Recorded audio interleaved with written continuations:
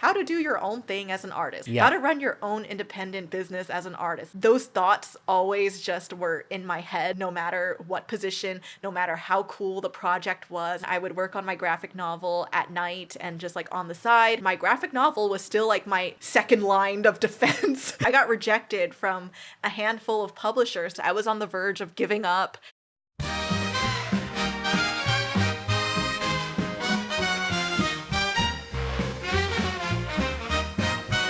On this week's episode, we have a newish friend, Michelle Lamb, who is a former story artist. She's a content creator and a graphic novelist. Michelle has worked on projects such as Oni Thundergod's Tale, I Heart Arlo, Wandala, and Trash Truck, just to name a few. She's worked at studios like Tonko House, Glen Keane Productions, and Netflix Animation. She has her own graphic novels, Meesh The Bad Demon, Volumes 1 and 2, and she's here with us today. Please welcome to the show, graphic novelist, content creator, and art retreat host, Michelle Lamb. Hi. Woo! Hello. Hello. Thanks for having me here. Sure thing. Hello, my friend. Hello, my new-ish friend, Yes. because we've known each other for a while, Yeah. but we haven't really had a chance to sit down like this and talk. Yeah, like I think the last time we were ever, okay, other than Lightbox Expo, because I know we met up there, Yes. but like the last time we were in a working environment together was when I was an intern at Disney Yes. in 2017, and that's already almost 10 years ago. Oh my goodness. Yeah, which is it crazy. Yeah, and I was an apprentice at the time, and we worked on a short film. Well, you had a short film and we kind of helped out on it. The dragon one. Yeah, Ventana. Ventana! Oh my Ventana. god, yes! Yeah. Oh my god, that actually makes me so emotional to remember it. It was a good time. No, that was one of the most pivotal, I think, moments in my, career, because I do think that Disney internship was honestly the best one I've ever had. Yeah. So, yeah. Did they hire you in as an intern, as a story intern? What was your kind of title? How did that work? I have some tea on that. Oh, okay. So originally I applied to be a story intern and I wanted to be a story intern so bad, but I got rejected for it, unfortunately. So I was like, aw, damn. But, I kind of expected it. A rejection is something I just expect for. Yes. So I ended up freelancing at this other like live action studio, but they do like supplemental works for, films, like they do credit scenes and like, I don't know, like posters, things like that for live action films. And I hated that job, but they were paying me good. But during that time I was at this job, I got this email from the recruiter at Disney actually being like, hey, Michelle, it turns out that even though you didn't get the story position, there is a 2D animation intern position we would love to have you for. Oh. So would you like to come to Disney and be an intern? And, it's an intern job. Like, you're not getting paid like amazingly. But I was like, I will quit this live action job that's paying me a full wage to come to Disney. Yeah, and to be a hand-drawn animation intern too, which is at Disney. I was so excited. I came there and I have no regrets.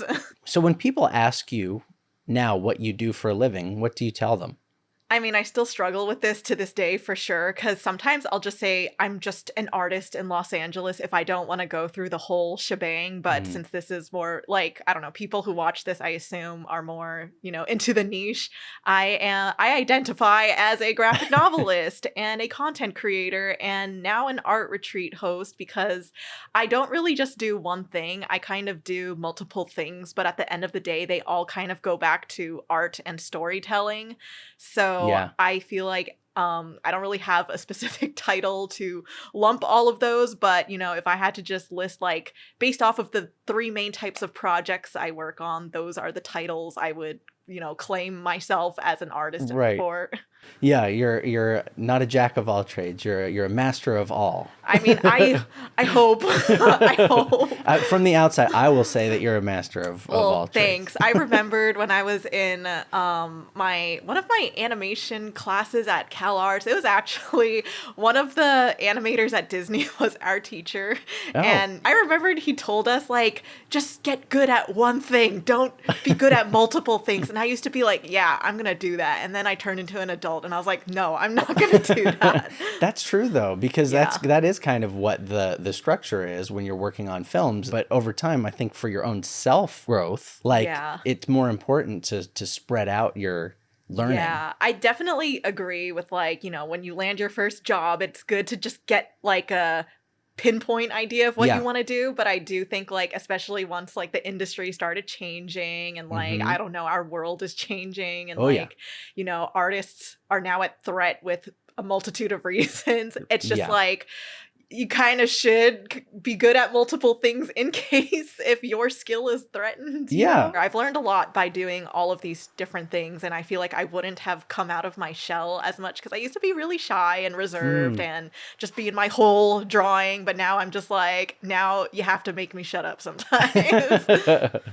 Yeah, that's great though. It's personal growth, Yeah, right? no, for sure. And I'm sure every artist has their own journey and whatnot that they go through that helps them grow as a Yes. human as well. So, well, let's talk a little bit about your journey Yeah. and how you started in your career and your trajectory and kind of where you've ended up now. So I went to CalArts, which is in Valencia, just 30 minutes north of here. And it was a very challenging time in my life, but I don't regret it at all. Art school, while it sounds fun on paper, like, oh, you just get to go there and pursue your passions. It was pretty intense. You have to make like 4 student films throughout your entire time there, which is like a film per year. And like they normally have a certain number of prerequisites and you mostly have to do it alone, which is good and also bad in some ways, I think, because, it really is good for students to, learn what they like about the filmmaking process, but that's also so much responsibility for you to juggle alone. And it's like when you get into the job world, you don't really narrow down on what exactly you want to do, but you still had the chance to express yourself and make this amazing film. But, it is like there's pros and cons. You get to make an amazing film, but then you might still feel like a little lost on what it is you exactly want to do. Yeah. So for me, even becoming a storyboard artist was something I think I decided in my second year. Like I didn't even go into school knowing what I wanted to be. Yeah, I mean, it is so cool though that you got to really express yourself, and that was kind of probably a great training ground for you specifically as somebody who is someone who creates their own stories and does make these original pieces of art. Yeah, no, for sure. Before I even went to CalArts, what I used to do for fun was I would just be in my room all day trying to animate to music or like music videos to like my favorite songs. Oh, fun. But the thing is I would never finish anything I did. Like I would just get through the first half, maybe rough animate it, and then it would never see the light of day again. Honestly, I didn't even think about my future or a degree. I was just like, I want to go to CalArts because they will hold me accountable. That was more of the reason. Meanwhile, my parents are just like, you better get a job after this. Yeah. So how did you get interested in drawing in the first place? So ever since I was a kid, I used to just like drawing animals because for some reason I thought that being able to draw an animal meant this is the closest I can feel to be like them for some reason. Like I used to love deer and dinosaurs, and I watched The Land Before Time and Bambi, and those were like some of my favorite Disney films. I always loved like any films that had animals in them. So I had this obsession with just drawing deer and dinosaurs, and I felt like if I could draw them, I can feel what they're feeling. Wow. But over time, like, my parents who are amazing, because it's not usual that like Asian parents who are recent immigrants would allow their child to pursue art, they really helped foster my talent and interest. So they were like, oh, we should like maybe put her in like an art class or something. And my dad would always like do these little projects with me where he would write a story in like pieces of paper and I have to draw what he wrote. So I felt like that's what I liked. Like, I liked the fact that I had an intention behind the drawing, which is why I think, like, storyboarding, comics, it all makes sense. It does. There's stories behind it. Like, I was never someone who's like, I'm just going to draw a picture of a girl and like that's it. Like I was like, she needs a reason to exist, you You're know? like, I already feel like a girl. I don't Yeah, feel like a deer. I need to exactly. draw the deer to feel Yeah, like the deer. exactly. So I used to try to draw Bambi all the time. I used to draw like the characters from The Land Before Time and like, I don't know, the DreamWorks film Spirit, Stallion of the Cimarron. Like, I think James Baxter had this behind the scenes of how to draw a horse. I have so many pieces of paper where I tried to just copy him and I'm like, this better look the same as whatever he's doing. And I would get so frustrated that it didn't. And I probably wasted so many trees from that experience. But yeah, like I felt like drawing was my way of experiencing empathy, but also just, you know, telling stories and just, I don't know. I liked using that side of my imagination. Wow, that's so cool that you could even feel that from such an early age, too. Let me tell you, when I watched The Land Before Time, I always just died internally when Littlefoot's mom died or like when Bambi's mom died. I was like, I don't know if I was a little bit of a psychopath or something as a kid, but I would always rewind and watch those scenes only. Like, I would only watch the scenes where the mom died because I was like, for some reason, this makes me feel something. I want to feel. I know. I was like, I really need to analyze this. Wow. So I would like watch those scenes again and just think about like, oh wow, it really makes me sad. I don't know. It just I was really weird. Wow. No, that's really interesting because it's you're really were tapping into something that you were going to use was going to be like your main skill set. Honestly, as an adult. That's so true because, you know, in one of the shows, the last animated project I worked on, which was Wandsla. I don't know, this is a spoiler alert. Spoiler alert. A mom dies. And I ended up boarding that scene. And I was just like, wow, you know, some things in life come full circle. It was meant to be. Yeah. So what was the next step after CalArts? My last internship I worked was when I was still in CalArts. But once I graduated, I had a period of unemployment where I did not receive work for like a few months over the summer. That was honestly a devastating experience as a newly grad, but I did eventually land a storyboard revisionist job, which was Trash Truck at Glen Keane Productions after that time period of no job. Right. So I guess like if you want to look at my timeline, I graduated CalArts. I thought I was going to get a job at DreamWorks at first and like, you know, they made it sound like, oh, you're totally going to get it. And I was like, oh my gosh, I'm going to be at DreamWorks after CalArts. And I was at IKEA shopping for my new apartment, being like, I'm getting my life together, only for them to call me and be like, yeah, sorry, we had to move forward with someone else with more experience. And I was just in the department of IKEA where you just pick out your plants and whatnot. And I just was heartbroken and I cried at Gyukaku in Burbank, which is like 10 minutes away from here. Yes.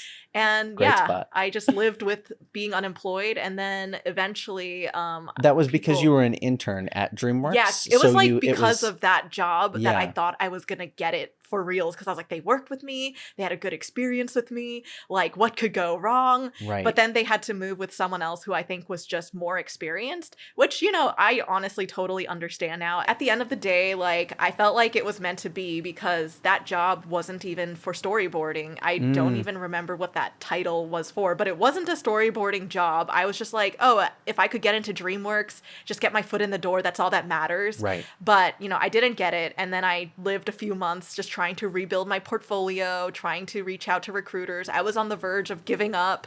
But then literally right as I was contemplating going back to New York, because I'm originally from New York. I think, are you from New York? I'm from New Jersey. Yeah. Oh, yeah, amazing. East Coast people. East Coaster, of course. So yeah, I was like ready to go back to New York and just, you know, do my walk of shame home. But that's when, you know, someone from Netflix reached out to me and was just like, oh, like, you know, we have a story revisionist position open at Trash Truck. Do you want to join? And I'm like, yes, please take me. Anything at this point. And how was that experience on Trash Truck? Because honestly, it was like a young kids show, kind of, right? It was geared more for preschool. It's for preschoolers, and it is about a trash truck, which, you know, I never imagined in my life that I would be spending time in my life drawing a trash truck, honestly. But hey, if you need anyone to draw a trash truck now, You got me. So, but it was an amazing experience. Honestly, I wouldn't even say, like, I know the show is not something that I would really watch like in this day and age, maybe unless if I have like a kid myself or something like that. But it was an amazing experience because I really think that's where I found my core community in the animation industry. Like the people that I work with there are still people I am still very much in touch with to this day. I feel like they were a part of my growth. They actually were witnessing me growing my stuff on the side, and like no one ever shamed me for pursuing my own thing on the side.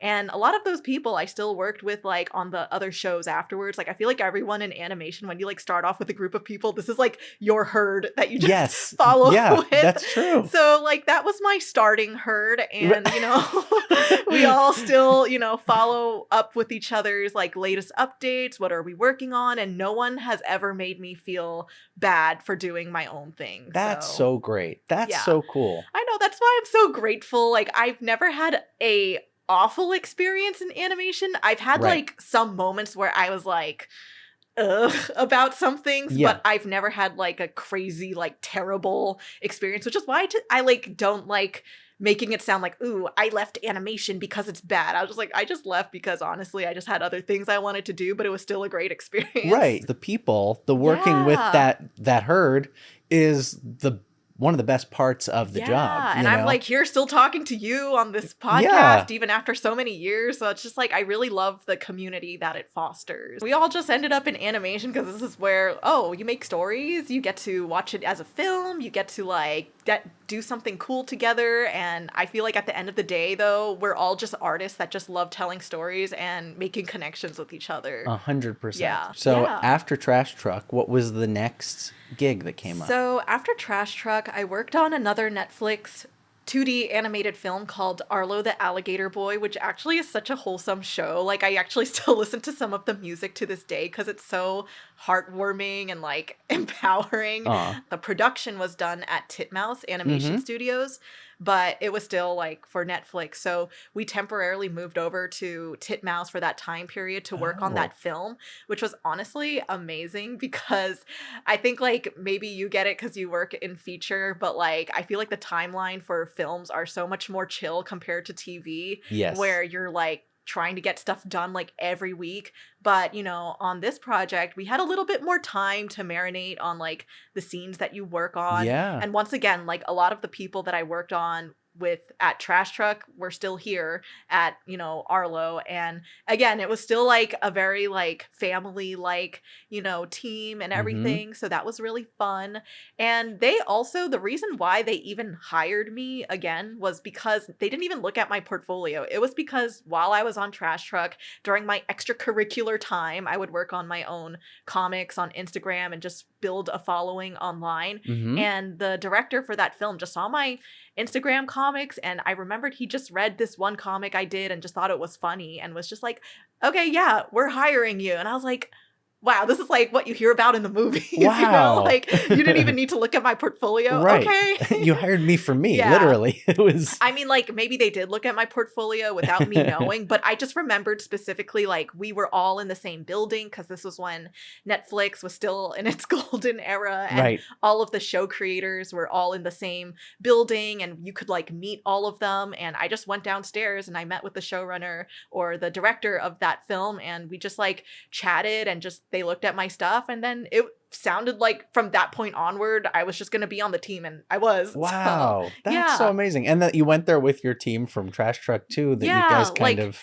like some of them migrated with us, like some went on to other projects, but for the most part it was like I still had Trash Truck people with me on Arlo, which was like super amazing. That's so cool. Yeah, I'm glad I was there when it was amazing. I'm sure it's still amazing now. But I do think that there's a thrill to being at a studio when it's first coming together, because that was when like it felt like you were at a conglomerate of all the studios together. Like you had directors from Cartoon Network there, from Nick, from Disney, from Pixar, like everyone was just there. I was just like, okay, if you want like all in one studio, that's what Netflix felt like at that time. But I know they've changed a lot ever since then. Yeah. Wow. That's so cool that Yeah. all of those people were kind of in one place. And that must have been a great place to learn too at Yeah. that time, just kind of by osmosis being around all those people. Yeah, I think that's ultimately what really influenced me to do my own thing. Because even if, the animation industry is the animation industry, I also feel like that's the place where a lot of artists inspired me to just, work on my own projects. Because I don't know if you know Megan Dong, but she did Sharky Malarkey, which is like a book about, a silly shark. Oh, cool. And I Yeah. remembered when I was there, I just thought it was so cool. She already had a book out and, is now working on her own show. And then I was just like, I should work on my own comics too and just see what happens from there. Yeah. And yeah, so like I think because the artists there were also artists who did their own thing, it really encouraged me to do my own thing too. Cause my biggest fear used to be like, oh, I feel like I'm cheating on my job if I'm doing something else. Like, shouldn't I be dedicating my livelihood to Right. the storyboarding job? But it never felt like people would hold it against you. Like I'm sure there are projects that would. And it's not like, I'm working on my stuff while I should be like storyboarding. No. It's not like I am doing that and not doing my job. As long as I get it done, no one really cares what you do. I felt like seeing other artists pursuing their own projects motivated me to do mine, and that's kind of what led to me working on comics and getting into graphic novels and all of that jazz. Yeah, that's so inspirational. And so Yeah. at that time, had you started working on your graphic novel? I have a funny story about that. It was actually at Trash Truck that I got an email from Penguin Random House. An editor reached out to me and was just like, she saw my portfolio and my Instagram. Right. And she was like, oh, we would love for you to work on like a middle grade graphic novel that's geared towards like young middle grade girls.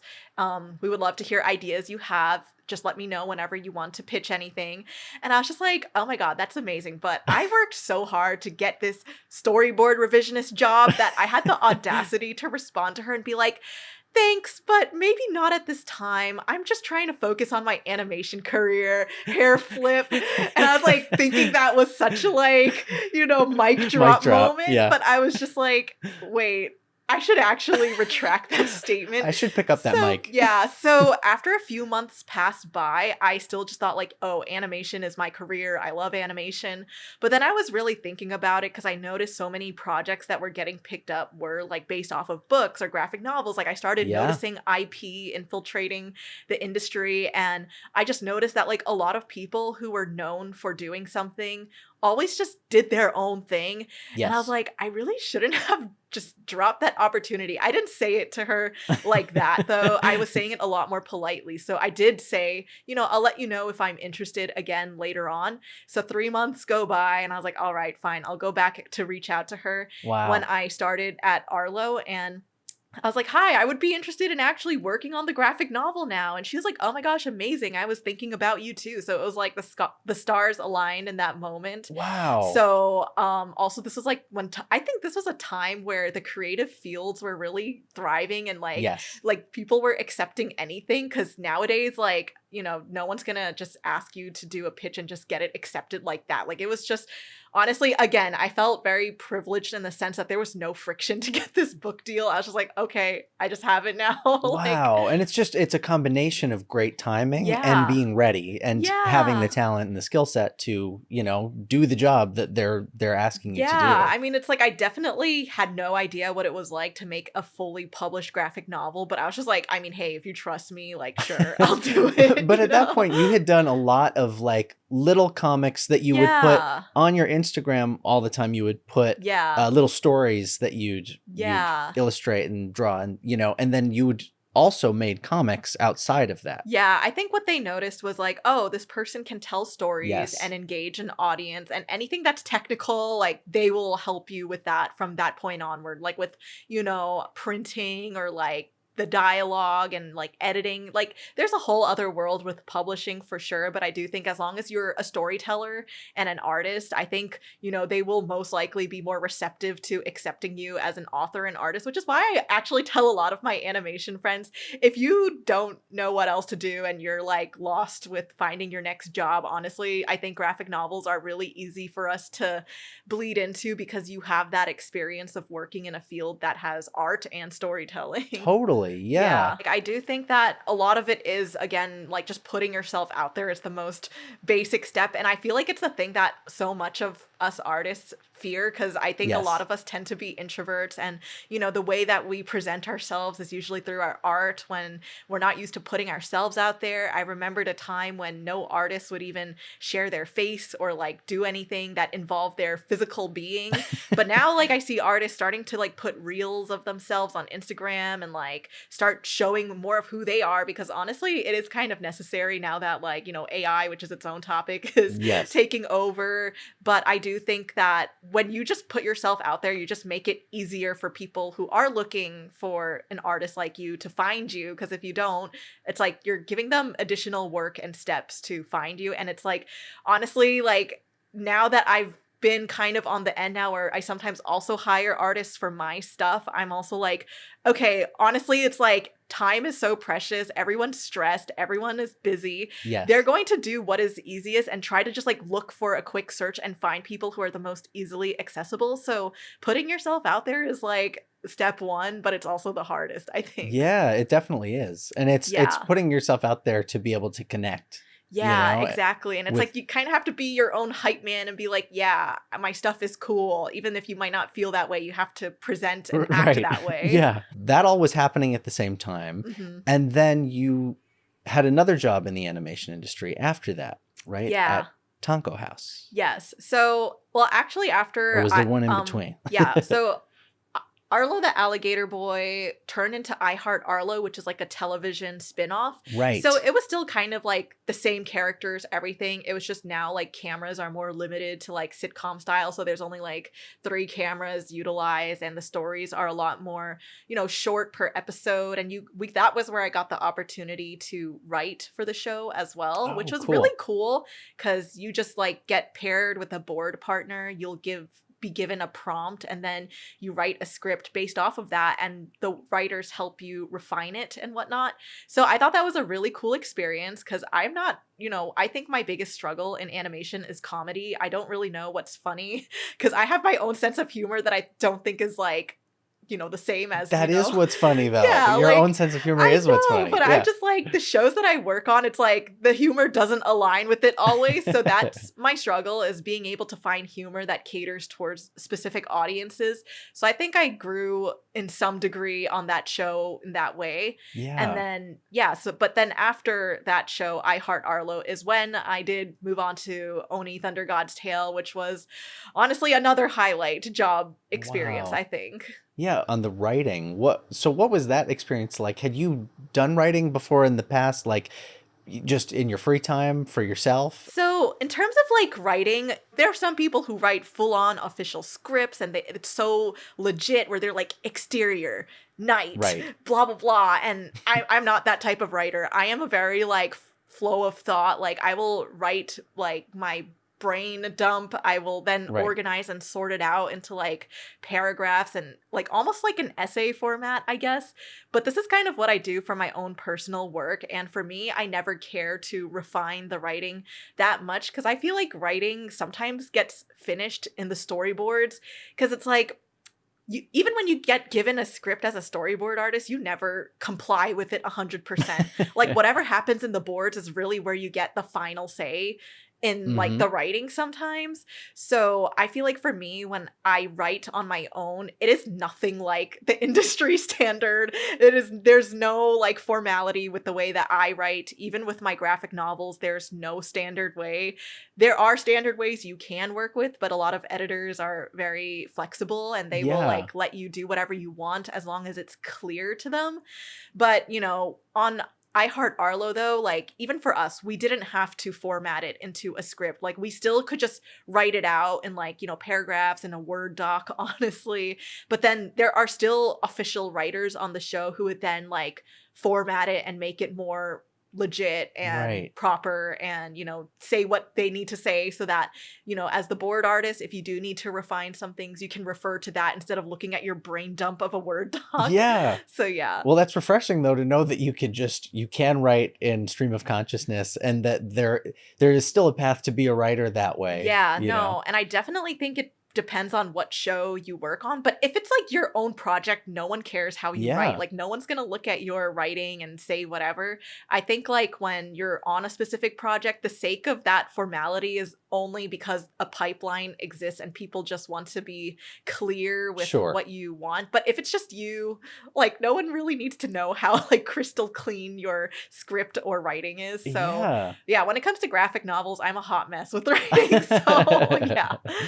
Wow. So that must have been a really great like notch on your belt towards your next job, which was Oni Thunder God's Tale. Yes. Oni Thunder God's Tale was definitely one of my highlight job experiences, I think, for sure, as an artist. I love that show. Yeah. It's a really great show. Thank you for watching it. It's so good. Yeah. Yeah. And you were a story artist on that show, but you also got to assistant direct an episode. Yeah. So it was an amazing experience. Again, like I got on that show because of my peeps at Trash Truck Wow. who still followed me through to Oni Thunder God's Tale. And on that project, they were like, oh, we would love to offer you a position to start off as a storyboard artist, and we would love to grow you into an assistant episodic director, because that would really help you just, you know, get into, if I ever wanted to direct one day, like, you know, I could say I have this experience now. Wow. So when I first started, like, you know, I did the whole like same old as a storyboard artist. You just kind of are given a script and you work with the director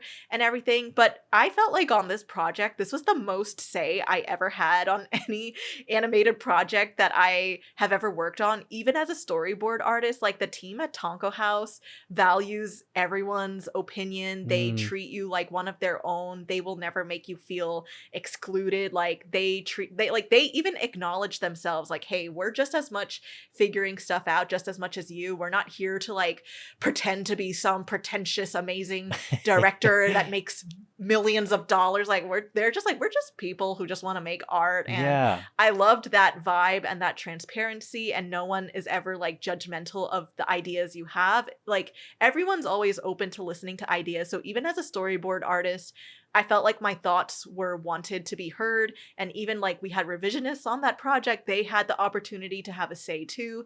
So it was like, I felt like that was a show where everyone just was very included. Yeah. A studio that's run by artists. Yeah, and you exactly. can tell. You can tell. That's why I am so grateful for my time there, because I really do think that's like a once in a lifetime experience, because I don't know how many like, I'm sure there's a lot of amazing projects out there that are still like, you know, very artist oriented, but there was just something so special about that project, and especially that it happened during COVID and like whatnot. I just felt like, you know, when times were not really that great in that era, it's like, oh, well, we have this, and like we're all from different countries too. Like we're working in Japan time zones. Some people were in Europe, some people are in the US, and it was just like, it was just an experience unlike any other that I personally had. And I know I haven't been, you know, alive for that long, but still, you know, I really think after that show, I learned to have an opinion, because it's not like, I think on previous projects, when you're in a storyboard artist position, I do think like we do have our own thoughts and opinions, but like there's also a way to know when it's actually constructive or beneficial for the show. Because I think a lot of people, when they start working in animation, they think like, oh, I have these great ideas, and if I just say it, they'll like consider it. But that's not always the case. Like, you know, it always has to align with the director or showrunner's vision. And like, you have to understand that this is not really your project that you're running. So I think when I was starting off on Oni, I was still a little bit afraid to express my thoughts or say what I truly think. It kind of forced me to really have to sharpen my opinions or thoughts in a way that it actually could potentially have a chance at benefiting the story in a way that it vibes and connects with what the showrunner or director wants. It's like, I think that was the project that really made me learn to understand the needs of, you know, the showrunner or the director in a more crystal clear way, and like communicating and like asking the right questions to know like, is this what you mean? Is this what you want? And like just trying to do trial and error, because when you do your own thing as an artist too, it's like really important for you to know what you want, so that if you work with others, like you know what to expect or ask of from others. And I think this was the show that really like taught me like stuff that wasn't even really about the art. I think it was more of Yeah. like communication and understanding like psychologically what will fit the showrunner's vision, and you have to pitch ideas and suggest things and even like say like things that you think might not fit the showrunner's idea, and Mm-hmm. it will probably get rejected. Like you'll probably get rejected more as an assistant director than as a storyboard artist. Yeah, but you're like, I have to try, and Yeah. you kind of learned to trust in yourself Yeah. more, I'm sure, as Exactly. And you're well. like afraid if the showrunner is gonna think you're like dumb. Or Right. like they're Oh, like yeah. you think like, what if they think I'm so totally off the point, and what if they fire me because I don't have good ideas?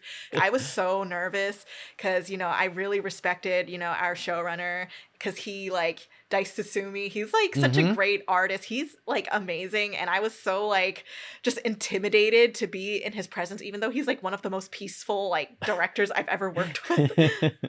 I think the thing that really like struck me about that show was, as a kid, I did really, love anime and Mm-hmm. manga, and that got me like really into Japanese culture and whatnot. So the fact that like I even got to work on a project that was so based off of that culture, Yeah. and like I used to take like Japanese classes too in school, so I felt like this was like oh my gosh, everything that I ever loved came into one Yeah. place. And they did eventually have an exhibition in Japan that I was like, I have to go there, because I was on my last, like, fast forward, I was on my last week of my job at Skydance, and Mm-hmm. this was like my one window of time to go see this exhibition before it closed. So I like literally just flew to Japan with my parents to just also meet up with friends and just like do other things. Wow. But there was like an exhibit for the series Mm-hmm. somewhere in Tokyo, and it's like it was like immersive. Like it's one of those things where they have like props and you can take photos with it. They Oh, have like that's a so cool. gallery and everything. And I've never had an experience where I witnessed a project that I worked on like having its own exhibition, and I could like see people actually interacting with the space and like the art and whatnot. And it's in Japan, which is like, eventually where I ended up hosting all of my art retreats, which I was just Yeah. like, there's just something with like all of these elements of things that I've loved throughout my life just coming into one place. Yeah, it's all this full circle over and over Yeah. again coming Yeah. together. Since then, you've now kind of started your own thing on the side, doing Yeah. content creation and doing these art retreats. Yeah. So what has that been like now, just kind of stepping away from the industry and kind of creating your own industry? It has been challenging for sure, but I definitely think that what made it easy was that I started all of these while I was working in animation.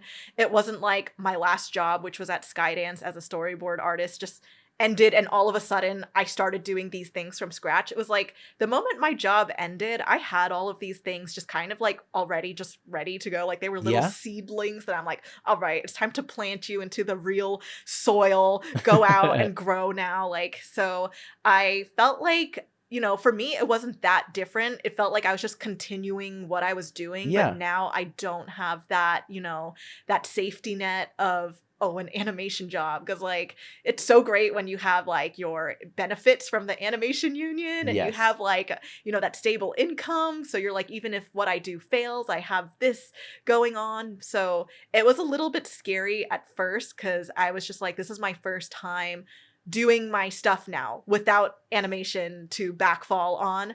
Right. And I think I did struggle a bit the first year, which was 2023. Mhm. Because I was still kind of like looking for jobs on the side. I was still perusing what's on LinkedIn, and I would still submit, job applications and just, hope that I would get it. I was still entertaining interviews and whatnot. And I think it just got to a point where it's not like I lost interest in working in animation, but it got to a point where I was just like, I have to just choose what I want to lean into. Like, I feel like if I went back to animation, all of the things I started will just continue to be side projects. And, I noticed that even when I work in animation and even if I assistant directed and like during my downtime or when I'm storyboarding, I will still put on YouTube videos about stuff that's like how to do your own thing as an artist, how Yeah. to run your own independent business as an artist. Like those thoughts always just were in my head, no matter what position, no matter how cool the project was. And I was Mhm. like, am I just going to put myself back in this cycle? It's like I'm doing the thing thing that I feel like I should be doing.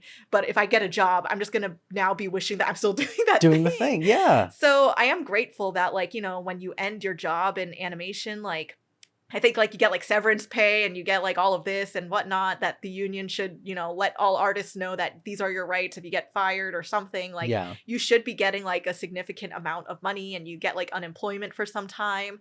And after working in animation and just doing my own thing, like I've developed enough savings to be like, if I just wanted to just try it for a year, like let's just try it for a year. And if it doesn't work out, like I'm still a union member to this day, even though I haven't worked in like 2 years.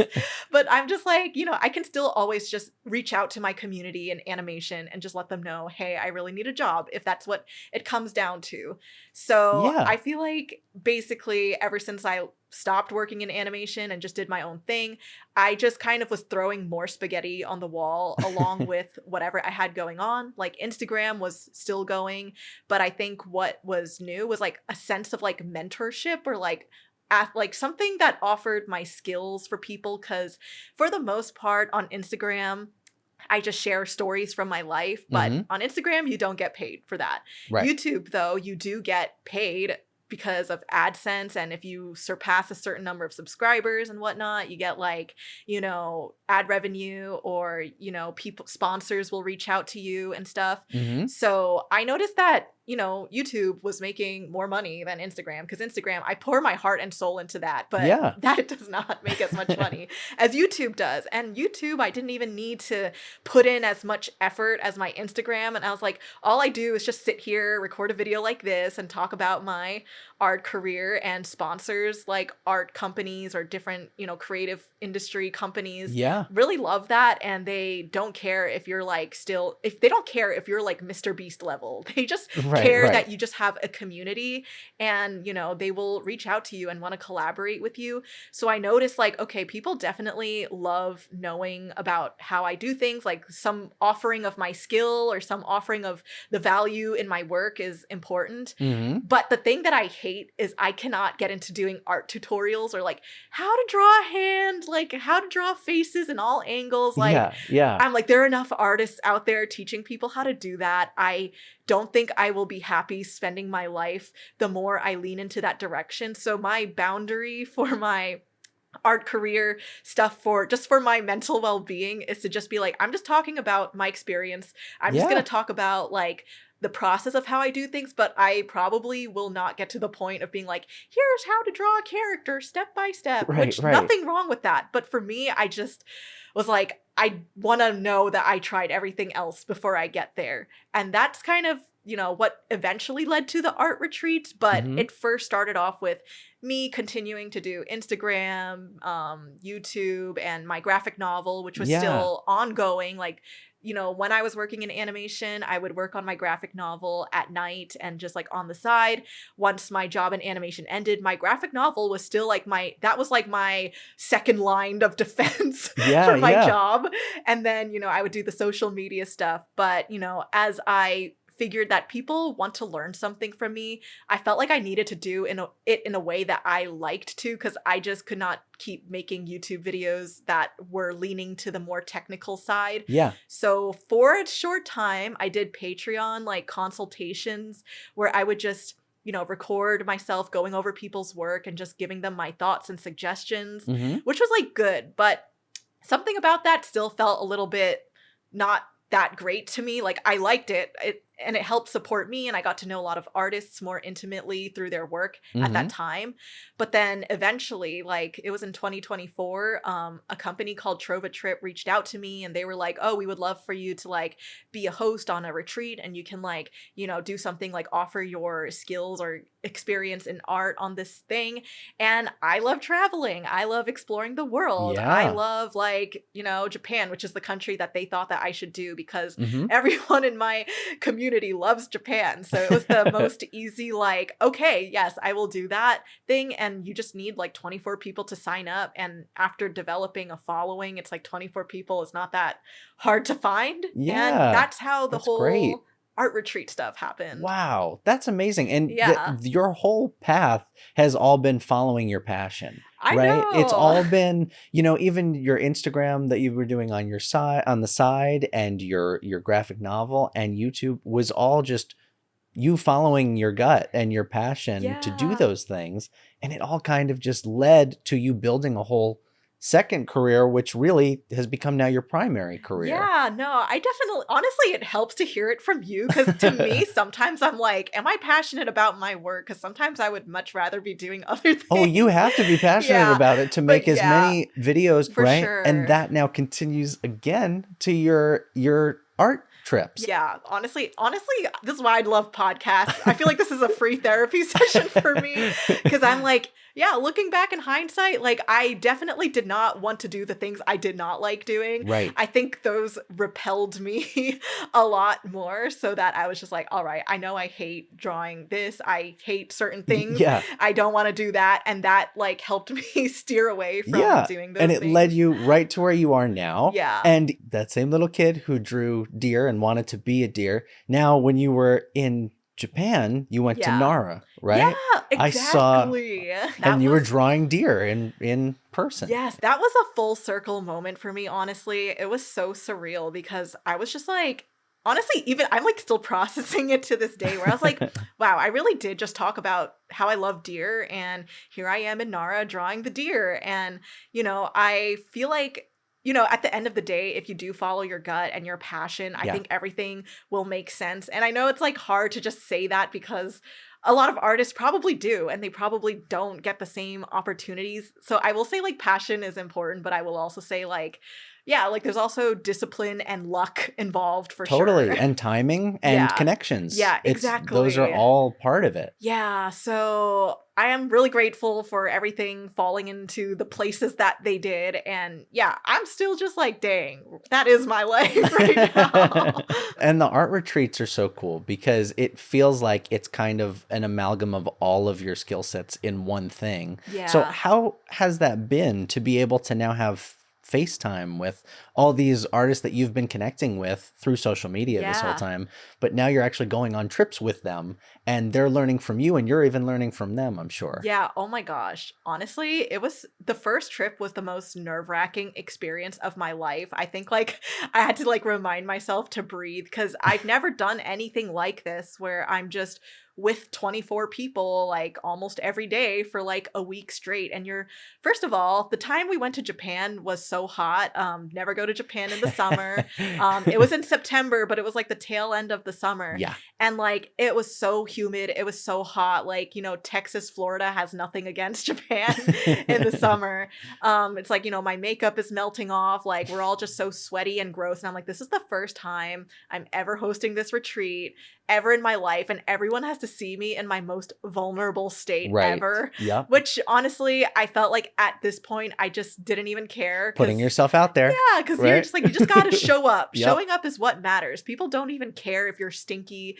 They just probably are happy to even be able to learn from you. Yes. So I thought it was great because what I do before the art retreats is I set up a Discord with everyone that signed up and we have a few meetings of just getting to know each other leading up to the trip so that people are a little bit more comfortable. And then people also meet up with each other and like do their own thing so that when the trip actually happens, they have some friends that they're already friends with, which I highly encourage. Yes. And then once I meet everyone, like there's a part of you that like dissociates a little bit. I'll be real. Like I kind of just start floating out of my body. I'm just like, all right, just go do your thing, girl. I'll just be watching. Because it is a really like anxiety inducing experience. Like you're in front of like 24 people on Yeah. such a intimate level. You're like shaking their hands. You're like, I'm going to be experiencing things with you. Here's your sketchbook. And like, I'm going to get to know you for like 7 days straight. And like, you have to remember all of your names. I have to manage all of you as a group. But luckily you're also paired with a tour guide who will help you with managing Mhm. that group. So honestly, there is like help there, which is super helpful to have. Like, you can bring a +1, which I did. And then our tour guide was also a great help. So it wasn't like I was just doing it alone. Yeah. But for the most part, I think I am grateful that artists, for the most part, are not that problematic of people, especially in my community. Most people are just here trying to do their best, trying to Yeah. figure out their next step. Everyone's here just for that reason. No one's here trying to like be a snob and, be No. a bad person. I mean, like you would have to pay a lot of money to just be a bad person on this Yeah. trip. Well, and in So, fact, the opposite, because they're wanting to learn. That's the yeah, whole reason they're going on the trip in the first place, is to have exactly. this learning So experience. yeah, so I think like the part that I felt, the most anxious about was making sure they felt like they got what they wanted out of the trip, because it Yeah. is hard to like manage 24 people. And throughout the trip, I would host a few workshops where, we would do like activities in the day, but then at some point in the day we would like be drawing together and having discussions, or Mm-hmm. just like I would do mix and mingles with everyone where I'm like, talk about like what you do as an artist right now, where do you want to be, and like find people within this group that you think will actually help you get to that next step. And it makes me so happy to see that after the trips, people actually do meet up and like, Wow. they help each Yeah. other at conventions now and like pursue their own thing. And I'm like, my heart. So yeah, like it's just honestly, it was kind of a mind blowing experience. And I think I'm still, again, processing that it even happened. Yeah. Like, literally before I came here, I'm now building the website for, more art retreats. And I was just looking through the photos and I was still just like, dang, this really happened. That's Yeah. crazy. And it's like, I know I'm the host there, but there are some artists there who are so much more experienced than I am, and some other fields. Like I've met like artists who are big on YouTube and I'm like, all right, why are you here? Why are you on my retreat? I should be on your retreat. And like they taught me a lot too. And like some of my next steps in my career are literally straight up influenced by them. Wow. And that's so, so cool. I thought that, I tend to be a person that doesn't usually like let myself wear my heart on my sleeve and just let people influence me that easily from the get-go. But I think like after these trips, I really like took into consideration what, some of the conversations I had with the other artists, who some were literally younger than me. But I'm like, I trust what you're doing because I've seen what you do as an artist. Yeah. And I think one of the biggest mistakes we make as like, just people in general is we always like just push down what the younger generations want to do, and we look down on them and we like are like, oh, Gen Z this, Gen Alpha that, TikTok so silly. And I'm like, no, they're onto something.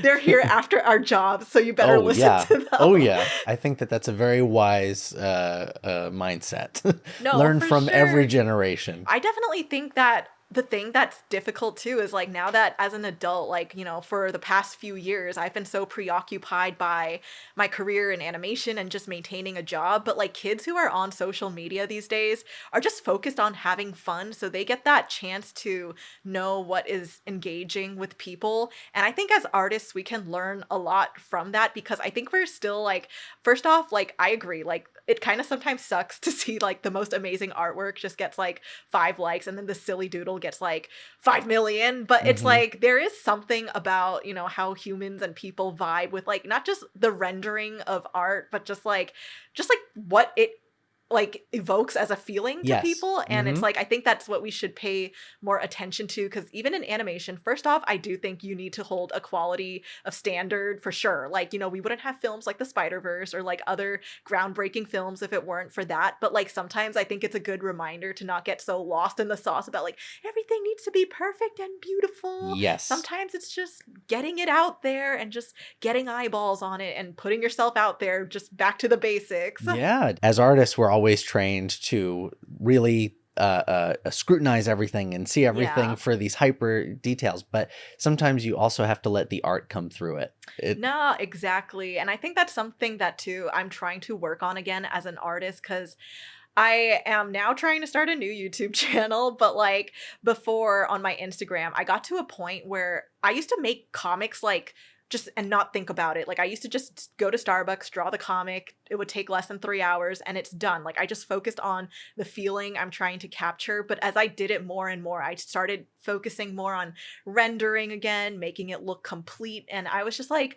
all right, this is like the headspace where now you kind of forget like Yeah. where you were trying to go. So like, I'm trying to start a new thing now where I try to just focus more on like storytelling and emotions Yes. again. And I think that that's a lot of what it boils down to. Like going back to the art retreat stuff. So I had a few artists who, do their own like YouTube stuff, and they're like pretty big artists that post like, story time type of animated content where it's literally, again, stories and art like Yes. together, where people just share their experiences, which is honestly kind of like what I did with my comics, but I just never had the capacity to make a YouTube video about it because I was working in animation. And I'm like, all right, there's only so much I can do in this world. But when I was on this trip, like I was getting advice from them, and like they were giving me, more YouTube advice because I'm trying to lean more into YouTube now compared to Instagram, because Instagram has its own, fair share of problems lately. Yes. But I don't want to lose Instagram either, because that's like where the community is. Like that's where you reached out to me. That's where I still talk to people. That's where I see where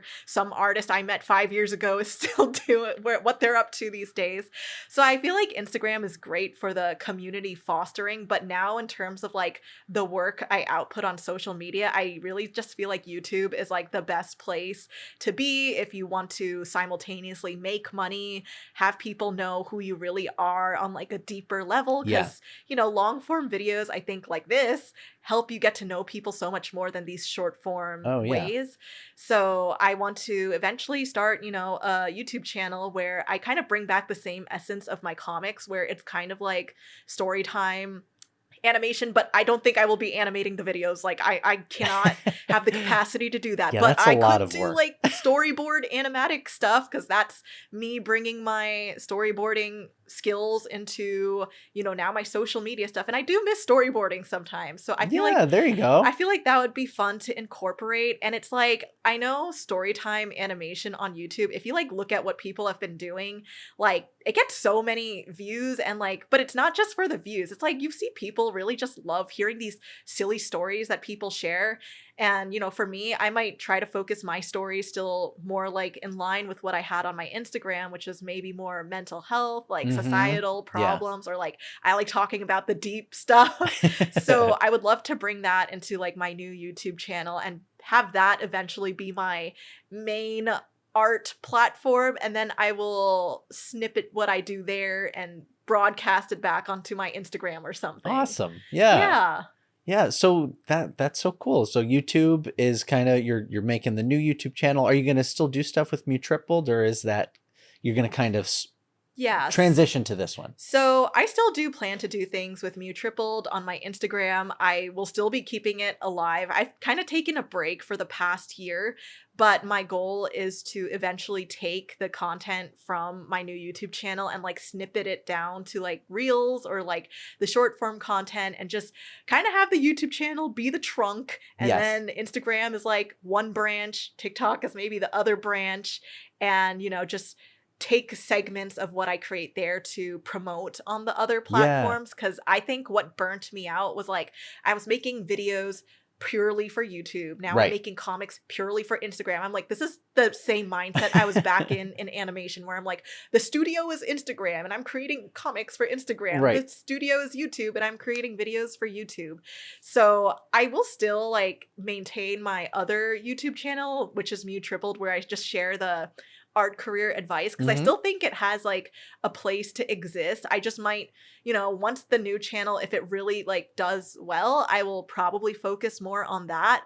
But, if it's still like we're teeter-tottering, like figuring things out, I will still, make stuff on the Mew Tripled channel, because I still obviously need a place that will be able to financially support the new channel. And currently my pre-existing channel is my way of like funding the new channel, because that's where the sponsors and the ads are. And I've let my viewers know that like I'm probably going to be taking a hiatus from making like super elaborate videos. I'll like just do some here and there that might have like a sponsored ad, but like trust me, like this is like my version of Kickstarter for my new YouTube channel. And you'll still do some check-ins, but you're gonna try to do this other thing. And it's kind of a way of keeping yourself still alive, because I fear like completely just wiping yourself off the internet, and then you have to come back, and it's like harder to do that, instead of just like, you could just take a break and just remind people you're alive, but you know, and give them hints as to what you're doing, so that by the time it's released, it's not like nobody knew about it. Right. And it's also okay to take a break. Exactly. That is a good thing for every artist to know. Also, breaks are so important. Like, if you don't take a break, you will just go insane. So accurate. And I think your work honestly becomes worse if you don't take the break. Oh yeah. Which I noticed with my comics. I started to like not feel as passionate about some of them. I was like, okay, I feel like, you know, when you're like starting to feel like, oh, I'm getting it out just for the sake of getting it out instead of being interested in it, I was like, that's when I know I'm starting to get burnt out. Yeah. Aside from the YouTube channel, now you're doing these art trips. Yes. Do you have another one coming up soon? So I do have one literally in like 2 weeks to go to Japan again. So this one will be fun because we're going to go to the Ghibli Park, which is like, you know, the animation industry also exists beyond just America. Yes. And I think like Japan has such a strong animation, you know, community as well. So, you know, on this trip, we're going to go check out the Ghibli Park, which was super hard to get tickets for. So I would not recommend going with a big group. Like, I think this was my one time. So if you ever wanted to go to Ghibli Park on an art retreat, this is the only time that it's happening. And after this, I'm not doing it again. Just because the ticketing process is so hard. I'm sure you know of this company called Clip Studio Paint. It's like an art making program. Like, it's like Photoshop, but a lot of people mostly use it for like comics, and a lot of I guess artists who focus more on like manga and anime like use this program more. So they actually saw I was hosting the retreat in Japan, and they're like, hey, why don't you just come to our studios and offices and just host a workshop here? And I was like, really? Like, okay. Wow. So I was just like, I don't know. I feel like there's something about, you know, Japan and like my audience. I think like a lot of us really suppressed our, you know, love for like anime or like Japanese animation because it was so like shunned upon to like it, you know, in the US as a kid. Because if you did, you're like called a weeb and like a loser. And now anime is cool when it's like, I don't watch it anymore. Right. But I think at the end of the day, a lot of people love like how, you know, Japanese animation has a lot more like, I guess, different things that they offer. Like, you know, American animation, I love it still, but I definitely think they're very like brand conscious here. Oh yeah. Whereas in Japan, they're kind of just like, whatever, we're going to make like the most crazy show that makes no sense, and it will still greenlight it and finish it and not cancel it. Yeah. Well, you can see the inspiration from all the Japanese animation coming into US animation, because you have, you know, Spider-Verse and even like Puss in Boots: The Last Wish. Like you see moments, you know, from it that are definitely pulled from anime inspirations. And like I see so much more influence of like Asian animation now in the US too. Like, I have not seen this film yet, but there was one called Neja that just came out about like a demon boy, and apparently it was amazing. I have to check it out. And I was just like, I feel like, you know, I'm in that stage now where I'm like, okay, there was so much more to animation than just Disney and Pixar, which I love, like no hate to them. But like, I also feel like, you know, there's so much people in our community that really appreciate these other forms of art. And I really do think in some ways, like, some of the influence of anime will be in the future of American animation. I like sometimes still look at job listings and I see some studios being like anime style board artists. And I'm like, wow, there like, you go. You couldn't like put this job listing out when I was 11 or something. Like, I would have like wanted to work for you as a kid, you know? So I do think that I do want to focus more on like my art retreats being in either Japan. I'm still down to like anywhere in East Asia, but Japan so far, I feel like because I have a hold of it right now, it's just the place where I have the most control. Like, people will be safe here. I know, like, I understand the location. I know like the ways around the cities most there. But then after that, I would really like to also host my own art retreats, like domestically within the US, for anyone who probably can't travel abroad, but just still want that education and like the connection factor of it.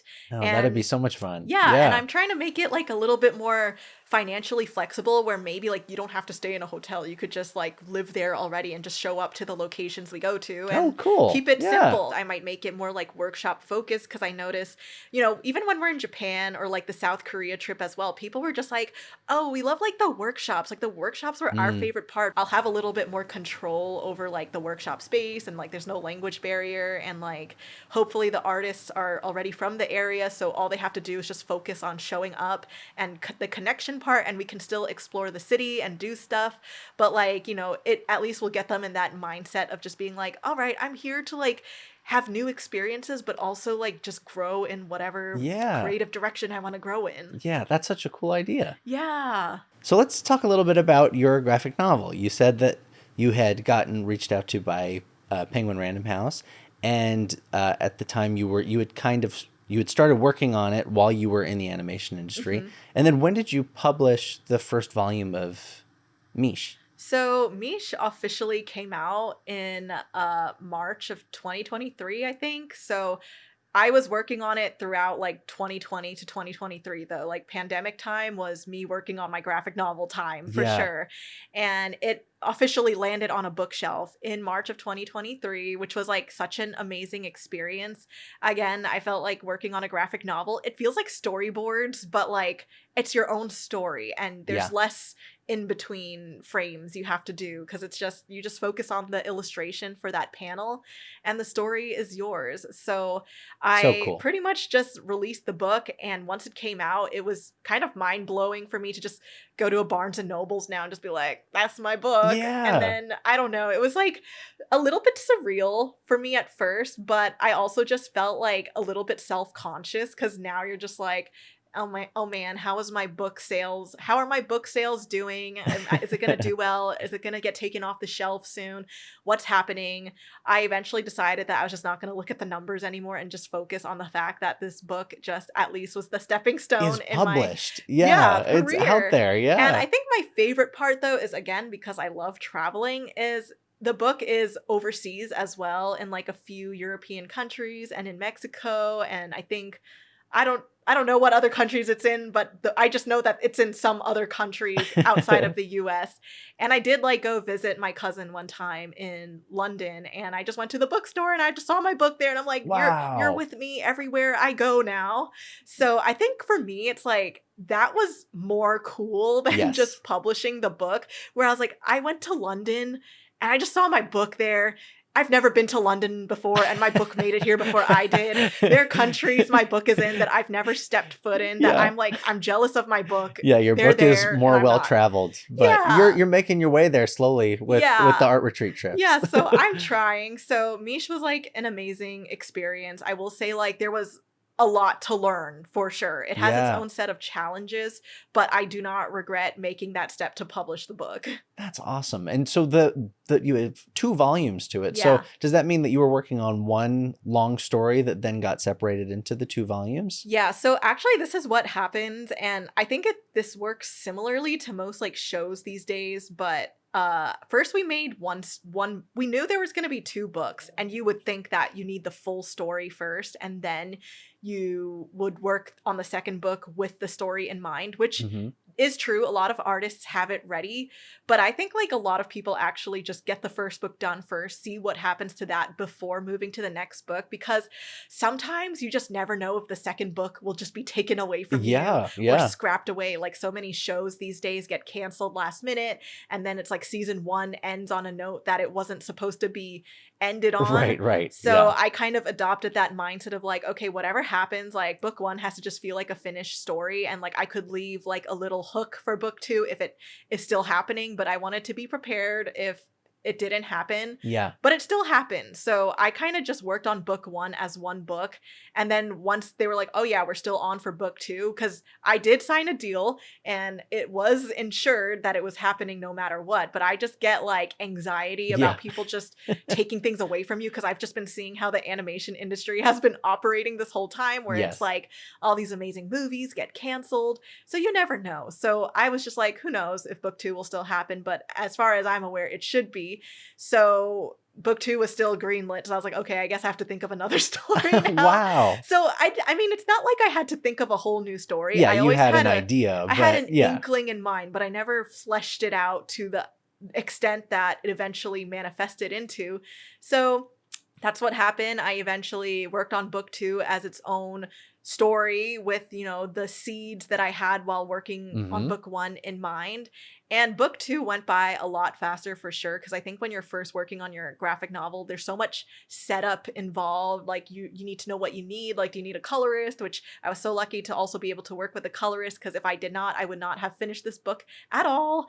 And I could just focus on the story, the art, and I know the pipeline now. And you know, you reduce so much more friction by your second time. Oh, totally. You did so much learning on the first book. Yeah, just like all your exactly. jobs that led to where you are now. Yeah. It's just so much. That's the constant thing over and over again, is the learning over Yeah, and over. exactly. I mean, and I love learning. Like, you know, like I feel like I was never someone that loved school, but I love learning. Yeah. Now that you've done all this learning with graphic novels, do you think that you'll pursue writing another one at some point? Yeah, so I actually do have a book deal landed now that just Oh, happened cool. like 2 weeks ago, and this one is going to be inspired by my parents. It's a young Aw. adult graphic novel this time, so it's not a middle grade one, which I'm actually excited for, because I do feel like while I loved working on Meesh, as I've been finding who I am as an artist more again, I really do feel like, you know, I need to have at least an era in my life where I'm the most unfiltered version of myself.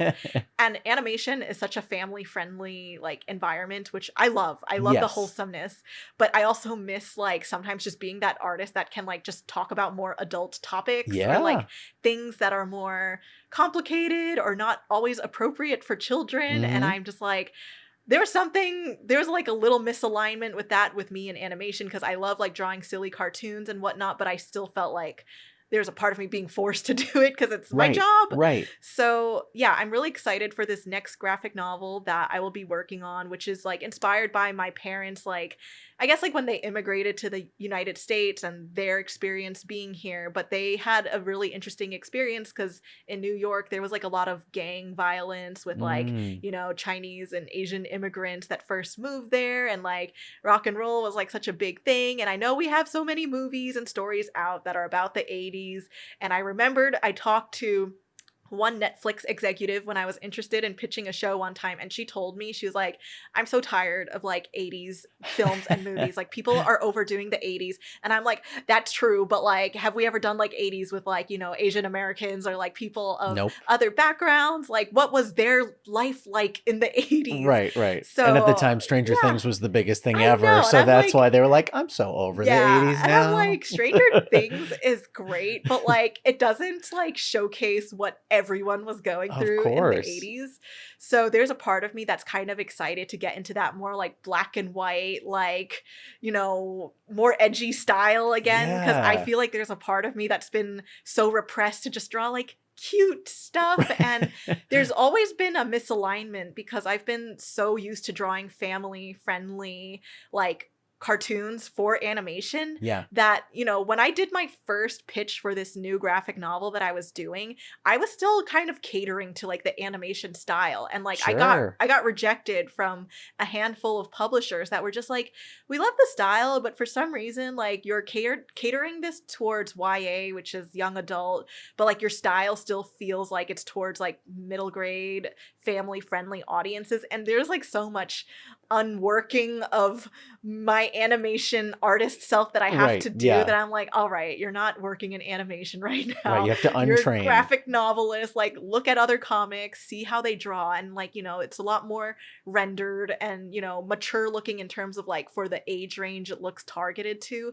So it's been fun to get back into that mindset and just explore that. And yeah, so I'm still in the Yeah. very early stages of this. Like, I just landed the deal like a few weeks ago. So Well, thank congratulations. That's you. awesome. So now we're just kind of in the waiting periods of like actually getting started with it, which Yeah. I am very excited for. And now you can lean into that part of your artistic self, Yeah, you know? no, It's- I am so ready for that because I feel like there's a part of me that's just like, I want to remind myself that I am capable of just, like I will still always love animation and I can always tap back into that if I Yeah, want to. But I'm just like, always. I feel like I lost that version of me that, before I got into Cal Arts, who was I as an artist before I started like branding myself as like American LA animation artist? Like, Right. I'm trying to find that version of myself again. And hopefully, like this project and like the art retreats, it's a learning experience for me too. Like, all of these things will hopefully help me find my way to that next chapter of my life. Yes, they all Yeah. will, and they all Yeah. have. And Yeah. Thank you. that's how you've gotten to where you are now. It's Yeah. I, amazing. I appreciate that. Thank you so much. Yeah. So what would you say you love most about what you get to do now? I don't know if this is too basic, but I just like to do whatever I want. Mhm. I feel like for me, I give that facade that I am a very structured person. And I think a lot of people, when they look at me or think about my workflow, they always think like Michelle's got it together. Like, she's from New York. She's got a plan. She's got like her 5-year plan. Right. I really don't have a 5-year plan in place. But like, I feel like because I really like tackling on my ideas, like, I think that's the part that's hard for a lot of people, but that's the part that I'm always excited to do, is like, I want to just start doing the thing that I wanted to do. Yeah. So it makes it look like I have it together, but really like my process is really messy. Like, you might think like, oh, I have such an organized workflow and whatever, but the moment you open my laptop, it's absolute chaos. It's a mess. I don't ever want to look at like what my laptop looks like, in terms of storage space and whatnot. Right. But how many tabs do you have open? yeah, but I think like while I loved working in animation, I do think there was a part of me that sometimes did struggle a little bit with the structure of it, because I do think some people need to be given that structure of a 9 to 5, which I think, yes, like honestly, it simplifies your life so much. My life was so much easier with a full-time job for sure. Yeah. But like, if I am able to create some sort of like tempo for myself, or like some sort of my own structure that I can work with, I can pretty much get the things I want done. And I like that I'm not being micromanaged by anyone. And it's not like anyone in animation ever did that to me. It's just like, at the end of the day, you still have to pitch your boards. You still have to deliver things by a deadline. You still have meetings to attend to. Yeah. And now for me, it's kind of like I get to decide when I want those things to happen for me. If I'm like, I don't feel like having a meeting on a Monday morning about this, I At can like 9 a.m. choose what time I want things to happen. And Yeah. I like to just know that, if I don't want to work in the day, I'll work in the night. Like, I can work at whatever hours You're I your want. own boss. Yeah. So it's like, yeah, kind of the dream. I kind of just like doing my own thing, because I feel like, we go through a lot in life, and there was a lot of times in animation where I felt like there was things happening in my personal life, but when I show up, I felt like I have to be this happy, presentable version of myself that's like, good at all the water cooler talks and whatnot. And I feel like I drain my social battery so much more that way. But now I feel like more intentional with my time. I'm like doing work that I actually want to do at the time that I want to do, and like I hang out with people when I want to, and like I feel like the only reason why I'm here and have so much energy to talk is because this entire day I was like not talking to anyone else really. Or it's like, if I was, it's like that time was chosen by me. Right. So I don't feel like, my day was so tiring, I don't have time for anything else. At the end of the day, just like that I get to do what I want to. That's amazing. Well, I can't thank you enough for taking that time out of your day today it's a pleasure to come here and talk to me about your career and your life and where you're at now and what's to come. And it's so exciting. And I'm so happy for you that you found something that you enjoy so much.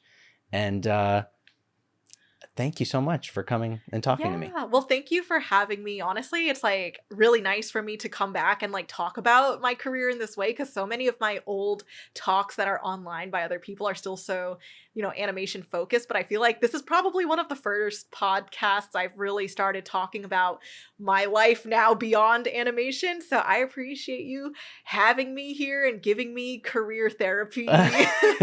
Anytime. Yeah. Anytime. Yeah. The whole journey is important, right? Yeah. From the beginning to now. And I think that if you're doing what you're doing, which is following your passion over and over again, I think that you can't really go wrong. Yeah, If you're enjoying no. what you're doing, that's what matters. Yeah, for sure. And I really just hope that like people can also follow, what they want to do, because I do think one of the sad things that I, hear about is just how my parents sometimes just talk about how they were never really passionate about their jobs, Mm, and for understandable reasons, because they had to just do what they needed to do to survive. yes. And, it's not easy when you just come to America for the first time.